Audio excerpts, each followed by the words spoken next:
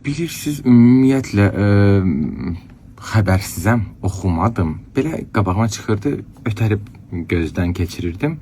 Amma səbəbini tam anlaya da bilmədim. Əslində bu qədər qloballaşdırmağa da ehtiyacı yox idi. Ona görə də mən şərh bildirmədim.